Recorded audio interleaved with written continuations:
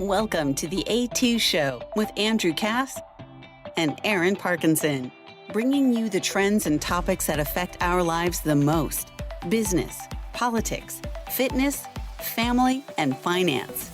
With over 50 plus years of combined business experience and over $1 billion in revenue generated, your hosts have a unique gift for seeing many steps ahead where others do not. They bring their unfiltered, contrarian views to the show every week to help you win in business and in life.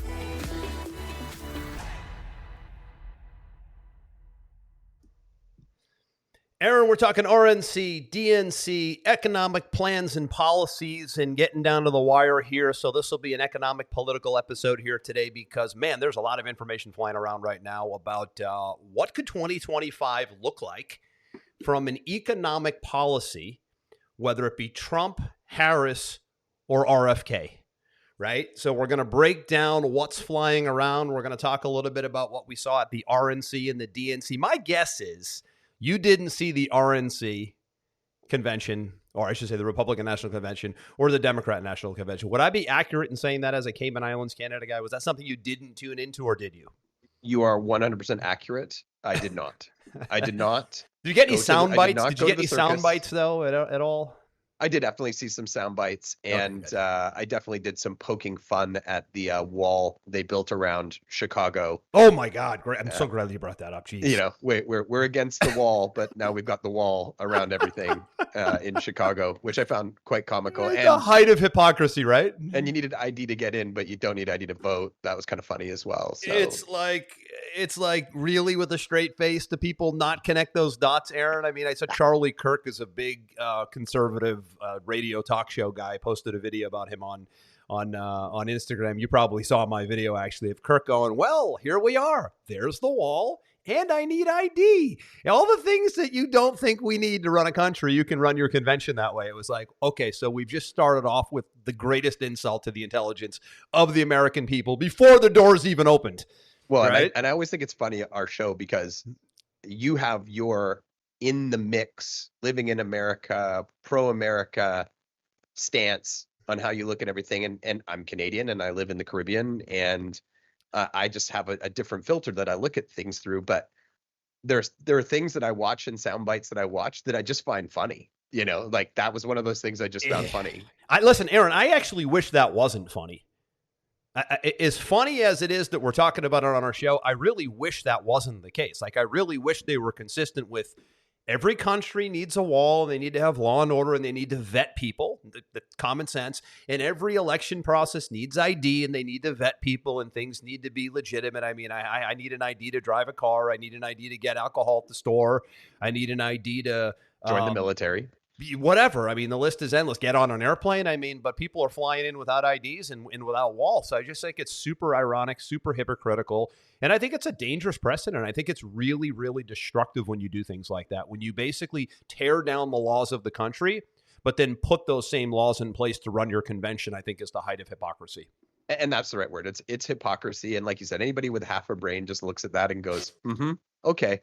You know, it was like when but Aaron, surprisingly, so many people are like, oh, I didn't realize that was happening. I'm just so psyched about my team and my party that oh, that's no big deal. I think connecting the dots like we're doing right now, and little things like that make a big difference. You know, Bill Belichick, greatest coach of all time. I think we could agree.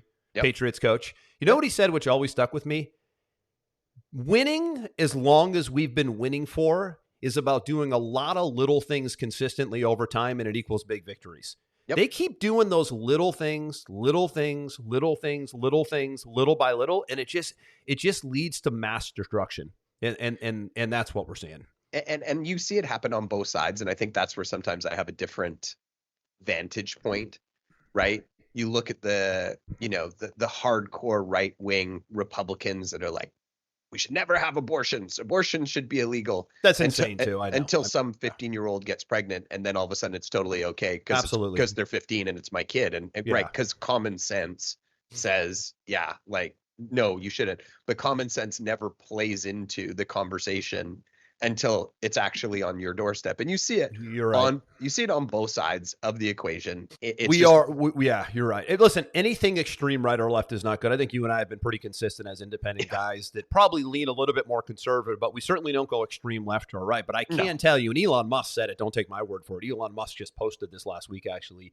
He said, when the heck did the Republican Party become the Democrat Party, and the Democrat Party become some weird twisted socialist movement? So right now, overall big picture, I would love to be able to say right now, man, the right and the left are 50-50 right down the middle doing some crazy shit. That is not the case right now. The far left versus the far right, it's like 80-20 at this point. And I could lay out I could take a piece of paper like this and go right down the list, make a column on the left and a column on the right. And you've got open borders, no walls, no IDs to vote. They actually rejected a bill that would require ID to vote in a U.S. election with a straight face, almost unanimously, 168 of them just last month. They think that biological men can use women's bathrooms and compete against them in sport. I mean, we're seeing shit we haven't seen ever. So that list isn't 50-50 anymore, and I genuinely wish it was. I genuinely wish both parties were 50-50 with some good ideas and 50-50 with some bad ideas. And I genuinely wish both parties were healthy and spoke and got along and met in the middle and had good quality RFK style debates. I really wish it, but it's not the case. Don't you remember when we were growing up? Because I don't have any issue with saying my age. I'm 47. I don't know how you are. It's somewhere close to that. Don't you remember when we were growing up, like early 20s? Don't you remember how much we used to mock the Republican Party because of how many crazies were in the Republican Party? And don't get me wrong, there's still some crazies in there for sure. Of course. But they were that. They were what you were talking about now 20 years ago. You were like, there are more crazy people over there that we just need to steer away from. I think they have a reputation for being more very evangelical, biblical, hardcore definitely. religion, and listen, I don't have any problem with somebody being anti-abortion and pro-life, just like I don't have an issue with somebody being pro-choice. Big deal, right? Me neither. I have an issue with people turning it into a religion and a cult and literally bullying and shaming people about it. That's my issue, right? But you're absolutely right. That the Republican, let's call it the conservatives today and the liberals of today, are nothing like they were 15 or 20 years ago. It's a whole different ball. Conservatives today actually are seeking transparency. They want to investigate the COVID-19 situation. They want walls. They want IDs. They want law and order. They want less taxation. They want less regulation. They want peace, not war. That is not happening in any way, shape, or form on the other side. Fact.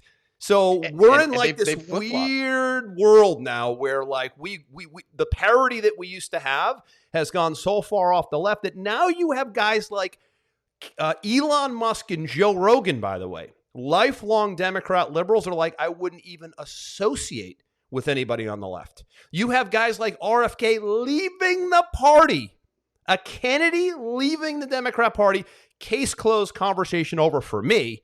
Tulsi Gabbard, their rising star female Democrat presidential candidate in 2020, who annihilated everybody on the debate stage, and she was she was their rising female woman, left the party and wrote a book. It's called Something Freedom, Leave the Democrat Party Behind. And RFK, now, by the way, we're recording this on August 23rd, the day that I'm told RFK might even be endorsing the conservative Republican movement. Now, I don't know. That's a rumor at this time, but he would never have thought to do that even 3 years ago, let alone ever. And that's the shift we've seen. And frankly, people need to notice it. They don't need to love Trump. They don't need to love Republicans. They don't need to love conservatives. But they absolutely need to love the values that made America, America. And they do not stand for almost any of those values anymore on the left. Well, and you just kind of skipped over the bombshell that you were giving me this morning. Bombshell. You said there's a rumor that RFK may endorse Trump. Now, that alone is mind-blowing. It's mind-blowing to me, too. Because you and I both believe he's a much better candidate than both sides are willing to put forward right now. But why is it? I think you need to explain, why is this rumor flying around Sure. that potentially he may endorse Trump? Yeah, I'm glad you brought it up because I'm a huge RFK fan. I don't think there's any one man that I've studied, Aaron, more than RFK. And you know this because we're good friends and we talk a lot about this. And I think probably you're one of the guys that I probably introduced you to Kennedy concepts, if I had to guess. You probably weren't really paying much attention. And because of me and things I post and things we talk about on the show, you're probably like, wow, Kennedy. Independent in the mix. I've listened to a ton of his stuff since we first started talking about him. Good. I have people reach out to me every day saying, I am so glad you are so vocal about this guy that I don't think I would have known much about if it wasn't for how vocal you are. I like hearing that. But he's just a genuine person, right? And this is Kennedy's as a whole. The Kennedy family as a whole, their lineage in politics is just really good people, authentic people, down to earth people, and they're uniters, and they're really conscious of pulling both sides together and finding middle ground. That's a rare leadership quality today. My big thing, Aaron, is I think that the mark of a great leader today is, and you tell me if you agree, it's two things. It's a very unique combination of toughness and compassion. Very few people have both because they're really opposites. It's really tough to be this compassionate person, but then yet tough at the same time. And it's really tough to be this tough guy person, but then all of a sudden have this compassion. That's a seesaw. That's a balancing act that's pretty difficult to do. Kennedy's the only guy I've ever seen in my 51 years on this planet that I think can play the line, and I've seen him do it. I watch his behavior between compassion and toughness. He wants to secure borders. He wants to end wars. He wants a tough military. He wants tough police forcing, but yet he wants people to be united and find middle ground and debate and be one, not two, and not have this division. And he wants to fight the chronic disease crisis to make all Americans healthy, not just some Americans healthy. That's a really, really, that's a really fascinating leader to me. But to your question,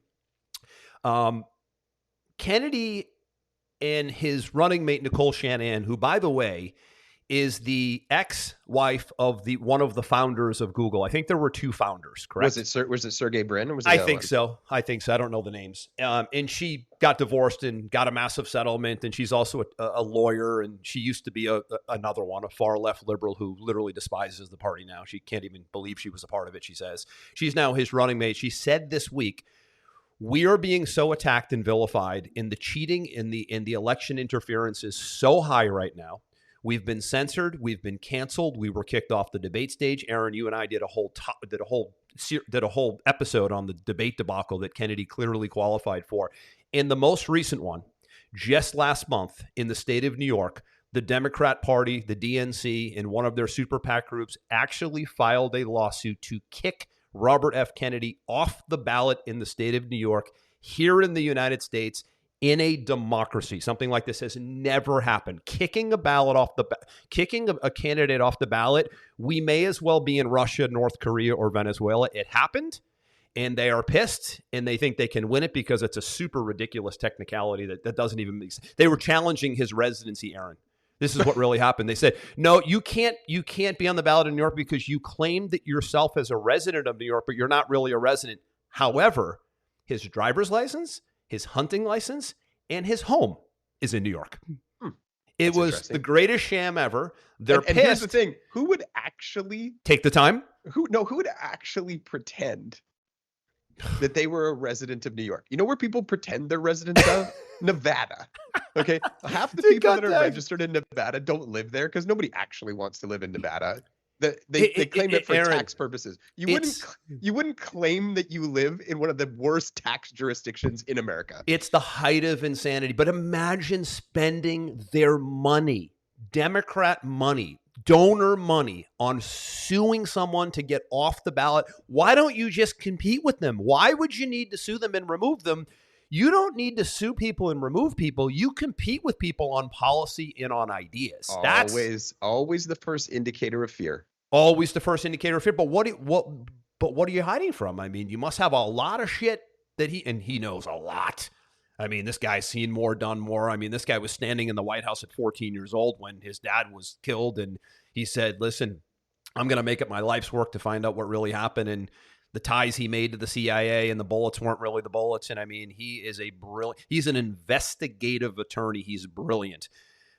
But anyways, let's get back to the question here. Again, right? I could veer off and talk about RFK all day. Love the guy. I think he's the greatest thing that could happen to America, but it might not happen. And as I said in a previous episode, I think his time is in 4 years, not now. And I said that, Aaron, you were like, oh, yeah, that's a good point. I follow a lot of analysts. I study this quite a bit. I think his time is 2028, not 2024. Now, they said they might have to drop out of the race because they can't deal with this level of cheating and destruction of democracy in election interference. They're suing CNN. They're suing the DNC. They're suing the Biden administration. I hope they sue them with every goddamn dollar they have. In fact, I'll put in my own dollars to have all those racket mafia cabal sued. But that's what they're doing. Now, the speculation is, and this is pure speculation, the speculation is, and of course, this is the spin machine media. Nobody has said anything about them endorsing anybody. But right now, what comes out is Kennedy might be dropping out and endorsing Trump. There's the headlines. And meanwhile, I'm like, but that was never said by anybody ever. In fact, he's not a Trump fan. He can't stand the Harris-Biden administration. They said last week that he reached out to the Harris administration to see if there was an opening that was completely false. He wrote a 2-page rant on Twitter. Kennedy, all the reasons why you and your party are unrecognizable to the party that my family formed. He wrote, unrecognizable. You're the party of censorship, tyranny, totalitarianism. You went nuts. I don't know if you caught that, but it's really cool. I didn't. Yeah, you can catch that on my social media. But he might have to drop out. And the question is, does he have to endorse somebody? I don't know that there's some hard set rule that you have to endorse somebody just because you're out. You can say, I'm out. Time isn't now. We're not going to compete. We're not going to deal with the cheating and the censorship and the election interference. We're going to tackle this from a legal standpoint, and we're going to prepare ourselves for the next cycle. Now, the other side of this is if they stay in the race and they get at least 5% of the vote. Here's the rule, Aaron, very important, and I'd like to see this happen. If you are an independent on the ballot, they're on the ballot in almost every state, and you get 5% of the vote, which isn't hard to do. They're at like 15% polling already. Right? You then qualify to be able to formally form a third party in America, which America needs now more than ever. I agree with you completely. It would almost be worth knowing you're going to lose, but pushing it through just to have it. It's almost like in golf. You know, one of the reasons in golf why you want to win a major is you get automatic qualification for a bunch of other tournaments until you're like 60. Right. So it's worth winning that one major. If he could push through enough to create his own party in the next election run, that would almost be worth losing. And they've already formed what's called the We the People Party in multiple states, because to get on the ballots in multiple states, you actually do need to formally form a party. But in most states, you just need to get a certain amount of signatures. So that announcement's coming today as we speak. It's August 23rd at the time of this episode. It's 12 noon Eastern where we are. And supposedly that's a 2 p.m. announcement today. So the announcement is we're staying in, we're pressing forward, we're suing everybody. Cool. We want to try to win, number one, but we also want to maybe pave the way for a third party, or we're dropping out and we're endorsing fill in the blank. Or we're just dropping out. I don't know. Sorry, I didn't mean to interrupt you. Don't you? Wouldn't it kind of hurt his credibility a little bit in your mind if he endorsed either one of the parties right now? It seems like it would, because he's dead set against both parties. However, I will tell you something that's very important right now. If you want, and I think we're gonna pivot to this because we're looking at Trump versus Harris economic tax type stuff. But I can tell you this: if you look at the policies being presented right now by Trump, and if you look at the policies being presented right now by Harris, really it's Biden's policies too. Now, let's do an exercise, Aaron. Let's strip the personalities out. Forget Trump. He's not here. Forget Harris. Forget Biden. Forget everybody. Just take out a white piece of paper. You now have something you've never had in American history. This is important. You've got two candidates. I'm calling Harris Biden, by the way. You have two candidates where you have a 4-year track record in stone from both people who are running. Okay? Harris Biden, let's call it the same ticket, because she just came on last week. The term's over, right? So Trump, 4 years, remove his name, forget all the Trump derangement syndrome, just remove his name, forget he's there, and just lay out his policies. Energy independence, right? Low inflation, border secure, no world wars, peace talks around the world, yada, yada, yada. Lay out the Biden policies, open borders, mass illegal migration destruction, inflation at record highs, 3 wars, never-ending funding of wars, zero interest in peace talks, more division than we've ever seen, on and on. Just make your list. Forget Andrew, forget Aaron, forget Trump, forget Harris, forget Biden. You've got 4 years of the Trump administration and 4 years of the Biden-Harris administration. All you need to do is look at the facts from the 4 years of each and put them side by side and say, where is America safer, more stable, and more prosperous? That's all you need to do. And I feel like you kind of missed one there. Like I realized that COVID came into the mix at the end of Trump's presidency. It was in his last year, 2020, yes. Right. But the damage and the decisions that were made to combat COVID were all done under this administration. It's a good point. I can tell you that, and this is a very important distinction, is the immediate lockdowns RFK has spoken out against. There should never have been even one lockdown except maybe the elderly, which we all agree on, I think, at this point with the data, right? So Trump was pigeonholed in there in towards the end of his term there, right? It was March, April of 2020. He was voted out November of 2020. So there was like a 6-month, 7-month window in there. Trump will take credit for warp speed, which was the greatest disaster ever. So I fault him for that. But Biden forced the greatest disaster ever onto federal workers, onto kids, onto women, onto pregnant women. And that should never be forgotten, because you would never mandate an experimental emergency use only authorization medication onto any human being ever that isn't the highest level, most vulnerable person. And that was really the elderly, in the really, really, really sick and obese people who had 3, 4, 5 comorbidities. So that to me will never be forgotten. Joe Biden or Kamala Harris could come over to my house, beg for my vote, and hand me $1 million cash for my vote. But because they mandated an emergency use toxic medication onto women and children, I would never, ever in a million years even allow them onto my property. Just thought that you kind of skipped over that. I'm surprised I did, since it gets me so aggravated, as you can easily tell over the last 30 seconds there on that rant. But that's good. But Aaron, let's go back to the exercise, though. You've got 4 years of one, chaos, and 4 years of the other. You've got results now, not ideas and theories. Where are you better off?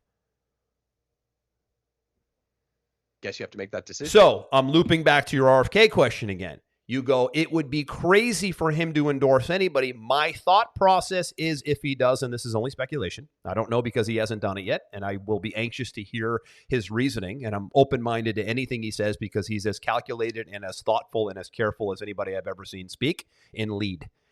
I believe he sees what I just said. I believe he sees massive, massive destruction in the form of socialism / Marxism / communism taking shape in every single aspect of society, from government to corporations to educational systems to institutions. And I think that he's not going to play this like it's a popularity contest. I think he's going to play it like chess. I heard somebody say, listen, you're not voting for a Valentine here. You're basically making a chess move for the good of the country and the good of in the good of your own safety in your own country. So it could be a chess move for him, not a likability move for him. Will it definitely freak out a lot of people who absolutely can't stand Trump and absolutely can't stand Harris? No question about it. If he does it, no question about it. Is he going to lose supporters? You'll never make everybody happy. No question about it. Will it be surprising? Absolutely. But I don't believe there's a requirement that says anywhere you have to endorse someone. I don't think so. And here's the thing. If you think about they're speculating that he's going to, is my point, Aaron. If you think about it strategically too, one of the things that Trump really has going for him is his rabid fan base. So if I'm sitting in RFK shoes right now and I'm saying they're shutting me out everywhere I'm going, they're censoring me, they're not letting me actually play, this is unfair, I can't win no matter how much people want me to win. If I endorse Trump now, and I do it conditionally, because Trump will never run again, obviously. That's right. You do it conditionally and you say, Trump, when you're done, I want your huge fan base behind me. I want your fan base endorsing me, and I'm going to run for either my own independent party or the Republican Party, whatever it is. strategically, that would be a smart play. You're absolutely right. It's a good point.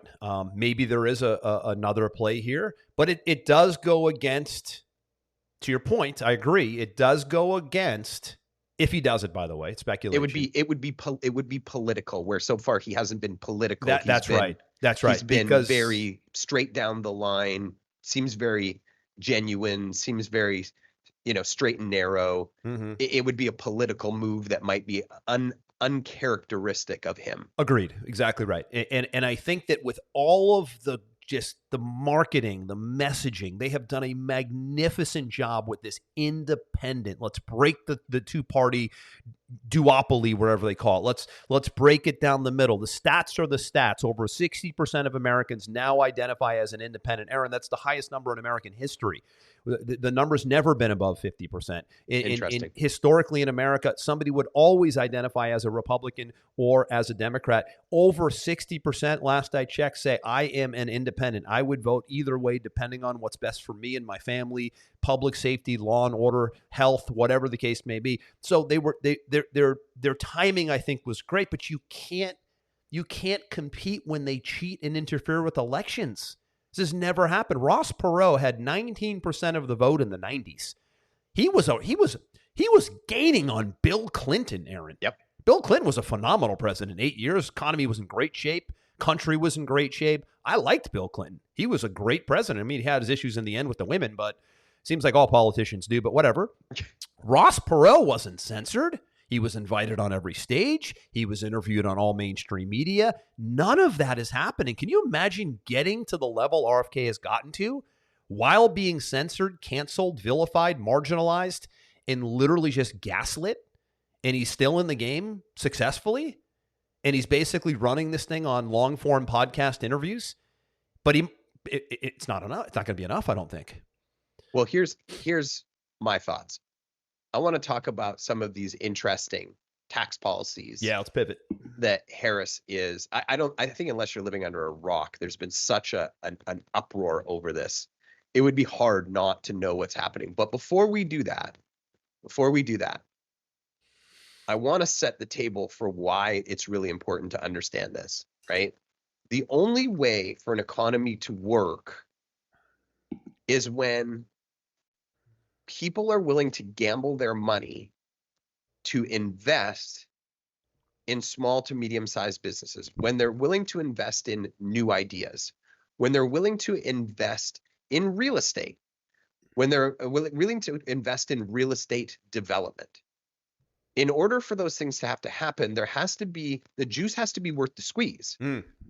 Because they know there's risk involved. If you've ever been a business owner, like you and I have been since essentially we were born, and lots of our listeners are, every time we make a decision, we weigh out the risk versus reward. I'm about to set aside 50 grand this month for a marketing campaign that I'm going to put into play for myself. I've weighed out the risk versus reward.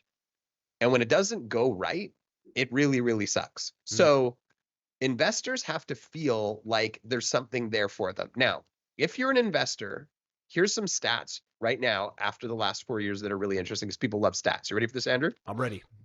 Number one, U.S. job additions have revised lower by 818,000. I caught that yesterday. I'm glad you brought that up, man. Good Right? call. That was not on my list here. Keep going. This is the largest revision since 2009. Okay. Number two. Ready for the next one? By the way, I'm pulling that up. Remind me to come back to your number one. Very important. Go. Sure. Okay. U.S. unemployment rate is up to 4.3%, highest since 2021. Okay. Highest since 2021. 5 out of the last 6 job reports have now been revised lower. Okay. 5 out of the 6 last job reports have been revised lower. Record number of Americans are now working multiple jobs. U.S. dollar has lost 25% of its purchasing power in just 4 years. And here's the one that really, we were talking about this on one of our last shows, Andrew. 11% of credit card balances in the U.S. right now are delinquent, the highest in over a decade. You did bring that up in an episode ago. Okay. Does that sound like a strong economy right now. That sounds like a borderline depression right now to me, Aaron. Okay, so if that doesn't sound like a good economy to you, do you think it's a good idea to make things look less enticing for people to invest their money into businesses, less money into the economy, less money into hiring new people, less money into innovation, less money into really anything business oriented? Do you think it's a good idea to make it more risky and less enticing for people to invest right now, considering the current circumstances? Common sense question, common sense answer. I would say it's a common sense answer. So what we saw last week is the one that really got people rattled. Yeah. Is potentially a 25% tax on unrealized capital gains. Now, if you don't know what capital gains are when you invest in something and then you sell it. The difference between what you bought it for and then what you sold it for, that difference is your capital gain. That's basically how much you grew it, and it's worth more now than when you got it. Right. So there's always been taxes on capital gains in the US and Canada and in most of the civilized world. But what is being potentially introduced is for people over $100 million in net worth, a 25% tax on unrealized capital gains. Now, this is the Grant Cardone video we talked about, right? Correct. So unrealized capital gains means, for example, just for this, the average person will understand this example. If you have a house and the housing market goes through a boom, which it tends to go boom, flat, right? Yeah. Let's say you have $1 million house and then there's a boom and then all of a sudden your house is worth, on paper, $1.5 million. You now have an increase of 500,000.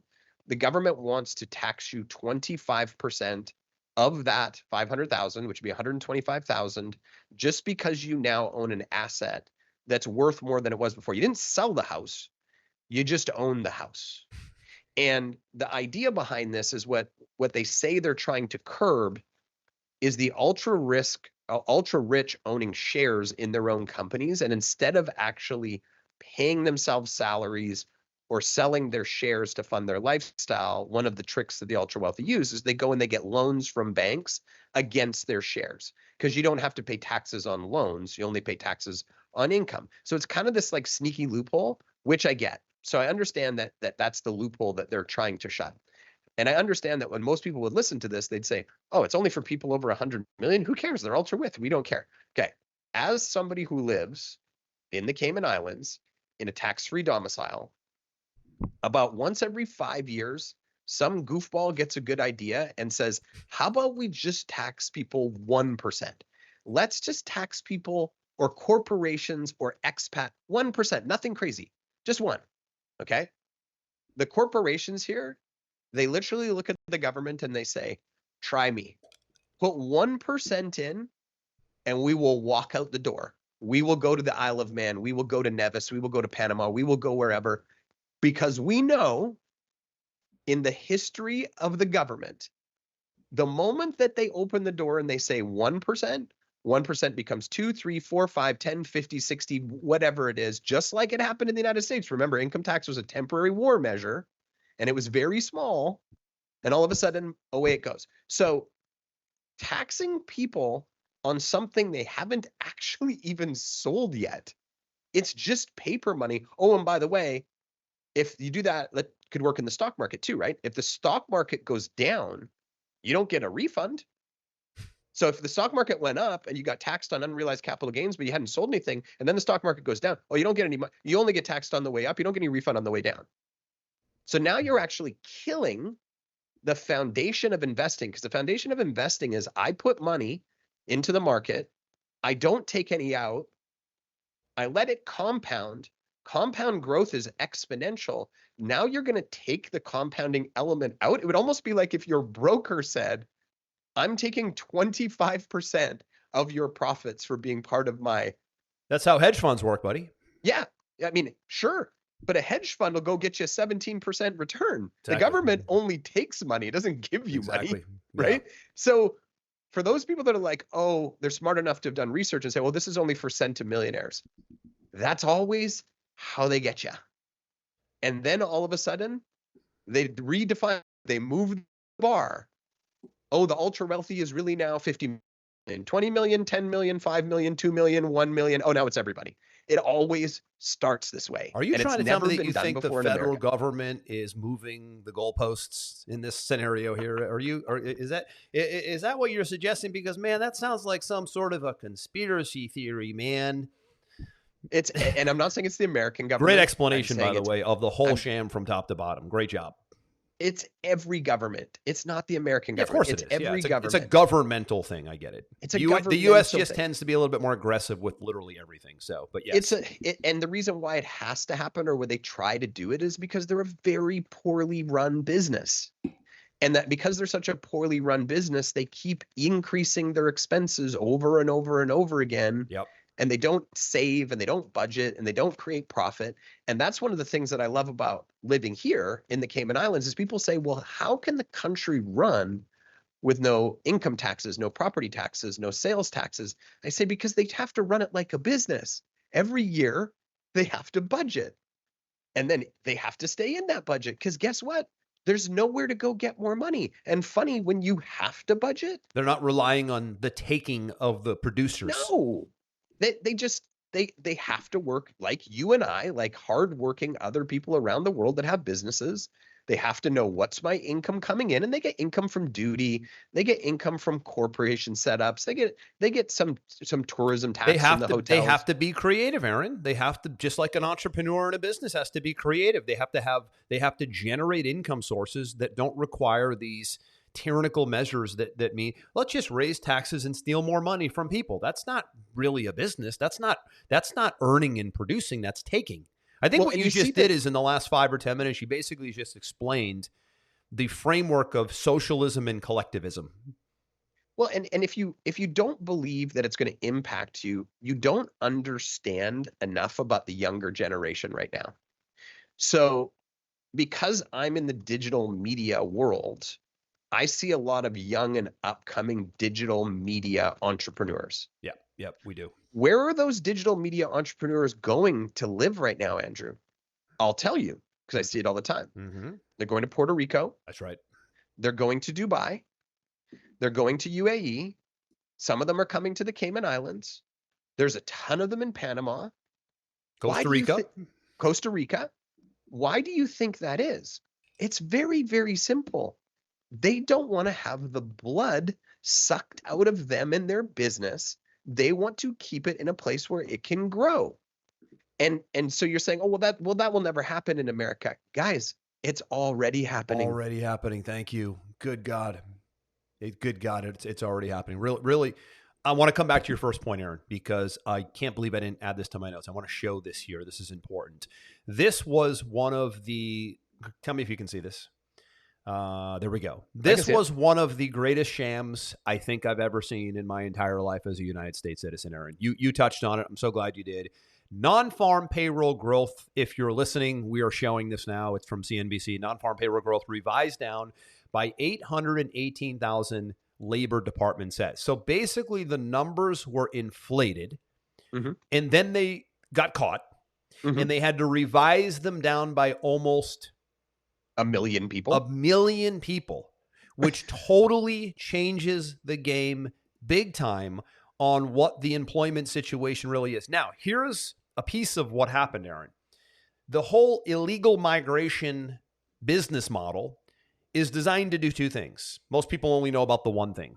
The first thing it was designed to do was to basically import voters. You would never, with a straight face or any shred of integrity or an ounce of intelligence or any care whatsoever for law, order, and safety of the American people, open the border, literally open it. Don't kid yourself and think they didn't. They undid dozens of laws that keep it closed, which means they basically just canceled laws that keep it closed, okay? So now people are being trafficked around the U.S.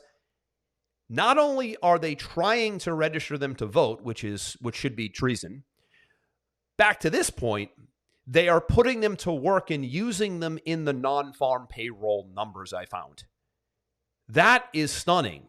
So part of the illegal migration method wasn't just to import voters; it was actually to inflate the economic job growth numbers to make it look like you've created this wonderful job growth environment, which indeed you have not. You've now been caught, and that number was revised down by 1 million. So a lot of those people in that 818,000, Aaron, were basically people who aren't even legally allowed to work here. So the whole thing was fudged based on just numbers, but also based on the fact that you were using non-citizens as part of those non-farm payroll numbers. I mean, how is somebody not being locked up here? Some fancy accounting. Fancy accounting. It's actually fraud. I mean, this is like Enron stuff. This is like Bernie Madoff type shit at the highest level. It's politics, unfortunately, man. But Aaron, that scenario I just rang off for you over the last 30 seconds there has never, ever, ever happened. Have non-farm payroll numbers been fudged up and down a little bit by both sides of the aisle in the past? Absolutely. But by 1 million in slipping in illegal migrants to inflate your numbers in an election year, give me a break, man. I mean, people in my generation where I grew up in the 80s and the 90s, people would have been taken out in handcuffs. I don't care what side of the aisle you're on. This is handcuff type, treason type stuff, in my view. Well, and there's a funny story. I'll go into another time. I'll save it for another time. The point I was going to make is that everything that's funding this is your money. That's what you have to remember. Who gave them permission to take my tax money? Not yours, but mine, because I live here. Like, who approved you putting people on airplanes and shipping them to different parts of the country and putting them up in hotels with $1,000 a day debit cards? Who approved that? It's your money. And you can sit there and you can get upset about it and say, who authorized them to do this with my money? But the reality is that your vote ends up dictating where your money goes. If the voting is fair, let's go back to the fact that you're trying to register people who aren't even citizens to vote. How do you compete against that? RFK is being removed from a ballot. How do you compete against that? I mean, then now we're like, okay, in all reality, what you said is exactly right. No problem. Let's make our vote count. I'm going to take my whole family with me. Let's make sure we're registered. Let's get 3-4 votes for the household. And they're cheating as we speak. How do you compete with that? A Kennedy has to leave the race because of election interference and cheating in plain sight. Where are we? Banana Republic, third world nation shit. Going back to the point I was making about taxing unrealized capital gains. Okay. This is such a Pandora's box. It's that I don't know if anybody truly understands what we're talking about right now. You're talking about taxing things and money that hasn't even been acquired yet. You're taxing the potential future. Are you saying that it's a hypothetical tax rate? It's what it is. It's insanity. Let's just say I'm right. Let's just say everybody, this is what the common person does. They go, let's pitchfork the rich. Yeah, screw the rich. They're making $100 million. They're worth $100 million. Aaron, here's the terminology, Aaron. Fair share. Fair share. Fair. They need to pay. Anytime you, and I'm going to cut you off. Anytime you hear someone say fair share, you are listening to a rabid socialist talking. Correct. And I can tell you that I started from pretty much nothing. I don't know if you would suggest the same thing. Sure, maybe I had some advantages. Place where I was born. Sure. Ethnicity, maybe. Like you can say, hey, you had advantages. Okay, I'll give you that. But I am self-taught and I had to build myself and I had to risk and scrape and almost go bankrupt twice and so many different things to just get to the basic place that I'm at now. I've had to gamble and work my tail end off, right? Nobody was asking me if I wanted a fair share of anything, right? I had to choose to go down this road with all the risk and all the stress and all of the pain to go for this. So I don't believe in the fair share concept. I believe in taking care of the handicapped, the sick, the elderly. I believe in that. Ex-military. I believe in those things. I don't believe that we are responsible for making somebody want to work hard and want to go and do the things that I want to do because maybe they're just not wired that way. Anyway, going back to my point, imagine this thing goes through and then what I said it will happen. So they'll start lowering the number, $100 million net worth, $50 million net worth. Nobody will pay any attention. $20 million net worth, $10 million net worth, $5 million net worth. All of a sudden, we're going to get to $1 million net worth. Now, here's the thing. The average home price in America is like $550,000. Right. You're not that far away today from having a net worth of $1 million. In fact, if I looked online right now, I bet you the number of people in America that have a net worth of $1 million is probably somewhere around 40 or 50 million. I'm just guessing. You could look that up and tell me if I'm wrong or not, right? So that number starts coming down. Now, you think about when I was young, Andrew, when I was young, I was like, man, if I could just work hard and save enough and borrow money and be creative and get my first property and I could have a family, that could be the foundation for my retirement. Like that would change my whole life. And I did. I moved down here. I worked my butt off for 2 years. I saved every penny. I came back to Canada. I bought a house with every dollar I had to get that mortgage, to get that down payment. And that property went up 2x over 10 years. And that's what gave me the foundation to grow some wealth with my family, to have some stability. Now imagine that happens in 20 years and we're now down to the 1 million mark or the 2 million mark. You go buy a house, it goes up by $100,000 and you think I'm finally making somewhere. And then you get the tax bill and oh, it's just starting at 25 now. Who's to say it doesn't go to 50 or 60? You see how this slide, like you literally are going to suck every possibility to move up the ladder that everybody dreams of in this country by making it not even worth doing. Perfectly explained. Worth it. Perfectly explained with a real world example of probably what the majority are striving for. They're not striving for 100 million, 50 million, 10 million. They're striving for the $1 million net worth in most cases. That's the big number, the 7-figure number in most cases. And you just gave a great example of what that slow roll looks like. That's the compounding of socialism, collectivism / communism. That's it. You just laid it out perfectly because when Pandora's box gets opened, it often doesn't get closed. I want to leave off, Aaron, with this fair share thing. I hear this coming from radical left socialists like Bernie Sanders and Elizabeth Warren here in the U.S. Again, I'm going to say if you hear any politician saying they, fill in the blank, doesn't matter who they should be paying their fair share, they are socialist because there's no such thing as fair share. There should be fair laws. There should be fairness that everybody abides by the law. But because Elon Musk, let's say, absolutely exploded 3 or 4 businesses and is worth $100 billion, that he should be paying more than the guy who only made $2 million just because is insane. I mean, you're penalizing somebody for having more success and you're incentivizing someone for having less success in that case. I've never, it's like dog whistle language, fair share. If you're an entrepreneur or a business owner like we are, you should be paying the least amount of taxes possible legally. You shouldn't be sitting here going, nope, I want to pay as much as I can because I want to be fair to the guy down the street who gets up at 10 in the morning and complains all day and only makes $40,000 a year. I think he should take some of my money. I should give him some of my fair share that I slaved over, that I worked 3 businesses, hired people, took risks. He should be getting some of my fair share. I mean, it's the height of insanity. Well, fair share. Here's something that would support an argument against that. So again, because I live in a place where there's no taxes, guess what? The government doesn't have a lot of extra money sitting around for social programs, right? Right. So what ends up happening is you realize if you want to change those things, you have to take personal responsibility for them. That's right. So then if you look at something like the Humane Society here, we don't want to have a bunch of rabid dogs running around. So we give money to the Humane Society. For example, 2 years ago, their washer and their dryer kicked out. They didn't have any washer or dryer. They go through towels like crazy there because animals everywhere.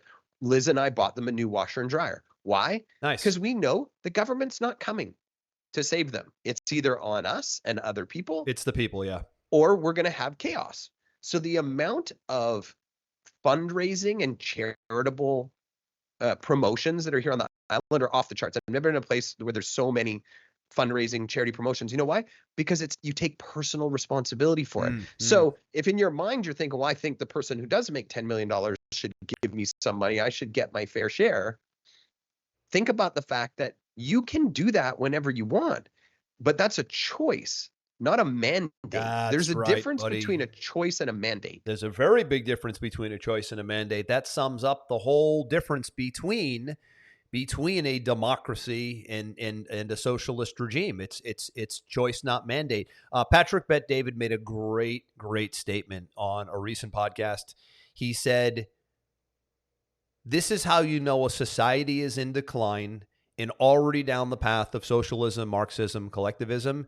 It stuck with me. It was great. He asked, he's got 4 guys in the studio, you know, Aaron, he's guys, do you know what it is? He's going around, this guy, Vinny, this guy, Crit, this guy. Do you know what it is? Do you know what everybody's guessing? They're like this, that. It's 2 words. It's forcing change. When you force change, it's over. So let's talk about forcing change. Forcing electric vehicles onto people, forcing experimental medication onto people, forcing social programs onto people, forcing illegal migrants into communities across the country without anyone's authorization and taking taxpayer money to fund it. This is forcing change onto society. That's just 3 little examples. But to your point, Aaron, that can become Pandora's box. And if people don't speak out about that, rant about that, get pissed about that, do shows like we're doing about that, that just compounds and snowballs. Forcing change. Pay attention. I love these conversations because you're right in the heart of America, and I'm in the eye of the storm is what you're telling me, man. Yeah, and I'm in a place that, quite frankly, most countries want to believe doesn't even exist. And I'll give you an example of this, Andrew. Do you know I have a PayPal account here, and I can get paid by PayPal, but I can't actually withdraw from my PayPal into my bank account here? You can't transfer the money? Nope. Why not? Do you know that I can't get a Stripe account here? No, I don't know that. Why not? No. Everything in the financial world wants to pretend we don't exist. Why? Because it's a very dangerous ideology that you could run a country without taxes. You mean they don't want that cat to get out of the bag? That's the Pandora's box they don't want to open. You know, Aaron, if for people who are like history buffs in U.S. Constitution type people that really go back and look at the founding fathers and whatnot, that's how they were. This whole taxing thing, this has never been part of the Constitution. We're not supposed to be having conversations about people being in 34 and 38% tax brackets. That was never the plan. Wasn't the Boston Tea Party over like a 2% tax? Yes, on tea? I mean, I would listen. At the end of the day, we could talk about this on a different show. I would love to see a flat tax where you want to talk about fairness. What's fair is everybody pays a 15% flat tax on everything they make. Case closed, done. That's it. That's like a libertarian type philosophy. But what would be so horrible about every single dollar of income you make being tax? I'm just throwing the number out there, 15%, sure. 20%, 10%, whatever. Let's call it 15%. That's it. Case closed. There's no argument. There's no drama. If you make $100,000 a year, $15K. If you make $1 million a year, $150K. That's called fair. Fair for everybody. As you make more money, you pay more in taxes, but the percentage stays the same. That's parity. Like what? I don't know how we got so far lost. I mean, but a flat tax. Maybe it's not as simple as I'm saying. I'm sure there's some economics involved, but it really should be that simple. Well, and I'm sure you know the old adage, the old story about boiling the frog, right? Just keep turning it up 1 degree at a time and they never notice, right? That's really the template. That's the template for every country. Good point. Because if you went from, let's just say, founding fathers to 2 years later, 40% tax, there would have been civil war again. Oh my gosh! Immediately. But today, it's become so ingrained. It just keeps pushing and pushing and pushing and pushing and adding and adding. and more money pouring into a broken business model that doesn't know how to run its finances. Aaron, we should really, in closing, I think what we should do is I'm gonna have some research done for us on the history and the origins of the United States income taxation system. I'd love to address it because as we're talking about it, I'm saying, how did this get so far out of control? And it's both sides, right? This is just America as a whole. 100%. And then you look at a country like Cayman, and it's usually a tax haven. Puerto Rico's a tax haven for Americans. They pay 5% federal income tax if they become a resident of Puerto Rico. Yeah. I know a lot of financial advisors and big thought leaders that have moved to Puerto Rico. I can think of 6 right now off the top of my head that are living in Puerto Rico. Already happening. So this is driving people the hell out. Is what it's doing. So anyways, man, great stuff today. I feel like you were on fire today. I'm happy to see that with some great stats. We're going to make sure that these video trailers highlight mainly you, not me. But this was good stuff. We really went deep on what we're seeing in the political environment and where these political ideas are taking us into the economic environment and what's really going on. So this was a good one. I think it's probably worth a second listen. And Aaron, any final closing thoughts before we wrap or what? You got to be forward thinking. You got to vote with your wallet. You got to vote with your voice. You got to vote with where you choose to live. You got to just make sure that you're being proactive in all of these elements and making sure that you're thinking outside of the bubble, because it doesn't have to be this way. Doesn't have to be this way, but let's just pray to God that there isn't cheating and election interference and the stuff we're seeing going on right now, because then all of a sudden the one thing you have left to hang on to is my vote counting suddenly doesn't count. My biggest concern I've ever had in my life living in America right there is the integrity of the voting system and election interference and the cheating that we're seeing right now. I horrible to have to say and leave off with, but that's where we are at. That's the doorstep we were on. And let's talk next time. I guess we'll see what RFK is doing. Next time we speak, next episode, I think we're going to have a pretty clear picture of whether this is a 3-person or a 2-person race, and then what that means to the big picture. Can't wait to see what happens this afternoon. Awesome. That's Aaron. I'm Andrew. We will see you next time. Over and out.